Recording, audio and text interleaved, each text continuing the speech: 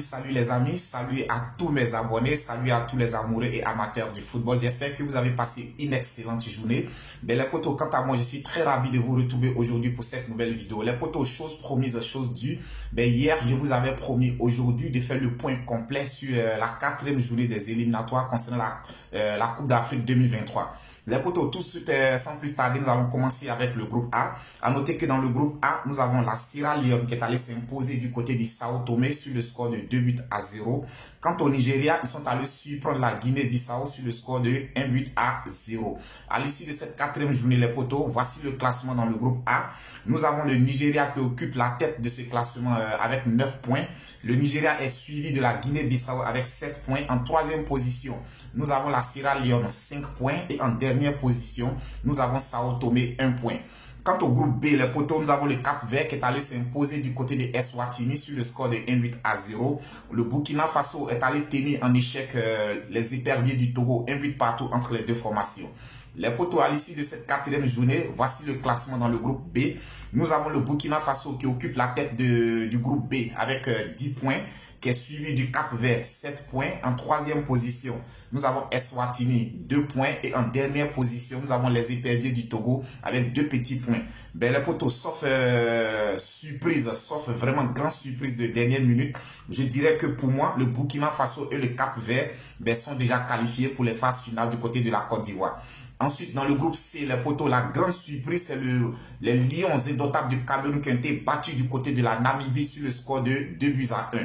Les potos, en ce moment, je dirais attention, attention, attention aux Lions indomptables du Cameroun.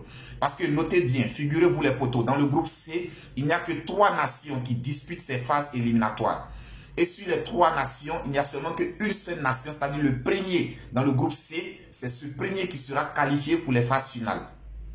Et pour l'instant, les Lions indomptables du Cameroun sont 2e avec 4 points, derrière la Namibie qui a 5 points.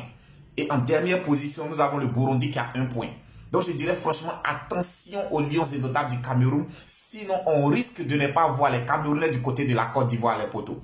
On risque de ne pas voir les Camerounais du côté de la Côte d'Ivoire. Et je pense qu'en ce moment, c'est la raison pour laquelle le torchon brûle entre le sélectionneur des Lions indomptables du Cameroun, c'est-à-dire Rigobert Song, et le président de l'Africa Foot, Samuel Eto'o-Fils. Le torchon brûle en ce moment entre les deux.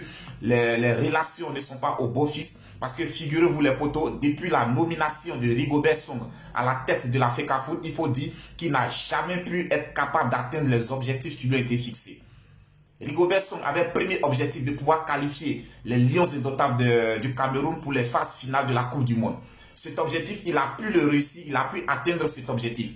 Mais le second objectif était de permettre au Cameroun de se qualifier pour le 2e tour de la Coupe du Monde. Ça n'a pas été le cas. Le Cameroun a été éliminé lors des matchs de poule. Ensuite, le second objectif qui a été confié au sélectionneur camerounais est de qualifier le Cameroun pour la prochaine Coupe d'Afrique du côté de la Côte d'Ivoire. Les potos, je n'ose même pas imaginer. Je n'ose même pas imaginer une Coupe d'Afrique du côté de la Côte d'Ivoire sans les Camerounais. Je n'ose même pas imaginer. Quand on connaît la rivalité entre les deux nations, je n'ose même pas. Et je pense que c'est cette pression aujourd'hui qui joue sur Samuel Eto'o-Fils. Samuel Eto'o-Fils, aujourd'hui, les relations entre Samuel Eto'o-Fils et Rigobert Song ne sont vraiment pas au beau fixe. Ne sont vraiment pas au beau fixe, les potos. Et nous allons suivre ce dossier de très très près pour vous. Rigobert Song restera-t-il le sélectionneur des Lions indomptables du Cameroun pour terminer ces matchs éliminatoires de la Coupe d'Afrique? Ou bien Rigobert Song perdra-t-il son poste de sélectionneur du Cameroun? Les potos, vous connaissez tous Viking Débrief connaisseurs connaît. Ben, nous resterons à l'affût des informations et nous serons là pour vous donner les informations en temps et en heure. Sinon, pour l'instant, ce qu'il faut retenir, c'est que le Cameroun est très très en danger pour ces éliminatoires de la Coupe d'Afrique 2023. Ensuite, les potos, dans le groupe C, nous avons la Namibie. Dans le groupe D, nous avons l'Éthiopie qui a été battue à domicile par la Guinée-Conakry sur le score de 3-2. Ensuite, nous avons l'Égypte sans surprise qui est allée s'imposer du côté de Malawi sur le score de 4-0. Voici le classement dans le groupe D. Nous avons l'Égypte qui est en tête avec 9 points, suivi de la Guinée-Conakry, 9 points. En 3e position, nous avons le Malawi avec 3 points. Et en dernière position, nous avons l'Éthiopie avec 3 points également. Les potos, je dirais que dans ce groupe D également, sans surprise, pour moi, je pense que l'Égypte et la Guinée vont se qualifier pour le prochain tour. Ensuite, dans le groupe F, les poteaux, nous avons le Niger qui a été battu à domicile par l'Algérie sur le score de 1-0. Quant à la Tanzanie, ils ont également été surpris à domicile par l'Ouganda sur le même score de 1-0.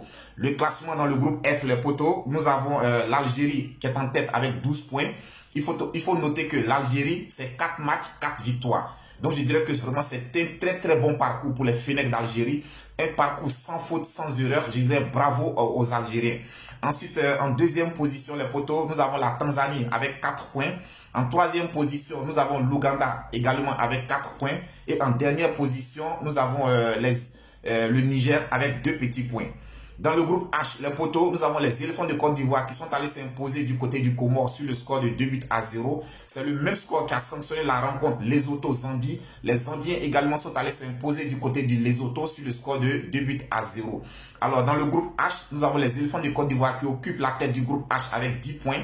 En deuxième position, nous avons la Zambie, 9 points.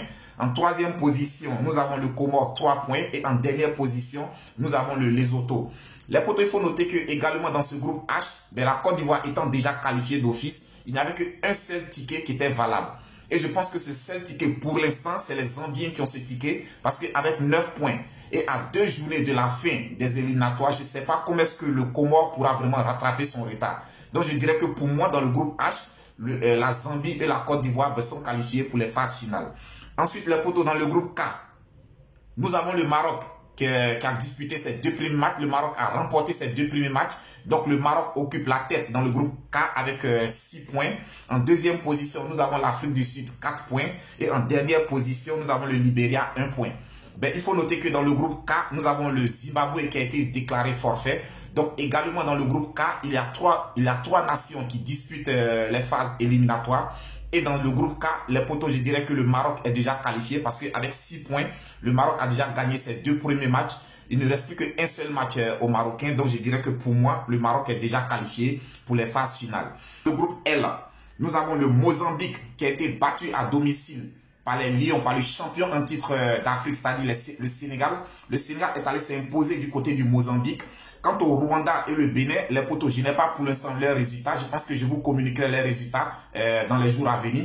Mais il faut noter que le Sénégal est en tête avec 12 points. Le Sénégal a fait également un parcours sans faute. 4 matchs, 4 victoires pour les Lions du Sénégal. Je pense que les Lions du Sénégal continuent sur les très très belles années sportives. Vraiment, il faut saluer le football sénégalais. Il faut vraiment saluer tout le travail qui est fait par Aliou Cissé et tous les dirigeants du football sénégalais. Les potos, je ne cesserai jamais de le dire. Il faut vraiment dire, quand c'est bon, il faut reconnaître que c'est bon. Et en ce moment, c'est vraiment bon. Le travail est tellement bien fait du côté du Sénégal qu'il faut vraiment saluer le bon travail fait du côté de la Fédération sénégalaise de football. Les potos, nous allons terminer cette vidéo avec des matchs amicaux. Comme je le disais tantôt, il faut noter que le Maroc n'a pas joué ce week-end concernant les éliminatoires de la Coupe d'Afrique des Nations. Mais le Maroc a plutôt disputé 2 matchs amicaux. Et le premier match amical, c'était contre le Brésil. Les Marocains sont venus à bout du Brésil sur le score de 2-1. Et le second match, c'était contre le Pérou, 0 but partout entre les deux formations. Les potos, je pense qu'aujourd'hui, le Maroc est en train de démontrer que son excellent parcours en Coupe du Monde n'a pas été vraiment un hasard, n'a pas été le fruit du hasard. Le Maroc aujourd'hui est en train de démontrer qu'ils font partie des plus grandes nations de football.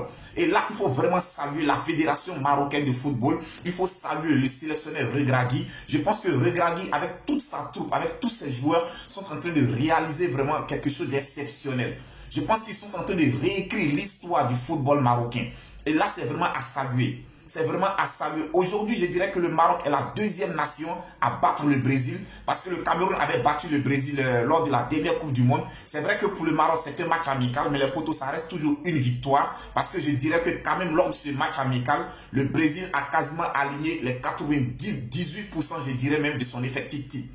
Donc le Maroc a mérité sa victoire. Il faut saluer la victoire du Maroc. Il faut saluer vraiment la grosse performance des Marocains. Cela est une preuve qu'aujourd'hui les potos, les Africains sont capables de rivaliser avec toutes les grandes nations du monde du football. Nous sommes capables. Donc désormais, les Africains ne doivent plus être complexés devant les grandes nations de football. Nous sommes capables, vu que nous avons des joueurs qui jouent dans tous les grands championnats du monde, alors aujourd'hui nous sommes capables de rivaliser avec ces nations et le Maroc est en train de nous montrer le chemin à suivre. Le Maroc est en train de nous donner l'exemple. Donc je dis vraiment bravo au Maroc. Les potos, c'était tout pour aujourd'hui. Si tu n'es pas encore abonné à la chaîne, abonnez-vous, abonnez-vous, abonnez-vous. Likez, commentez, partagez. D'ici là, on se dit à très bientôt pour une autre vidéo. On reste tous Vikings, débrief connaisseurs qu'on est. Que Dieu vous protège.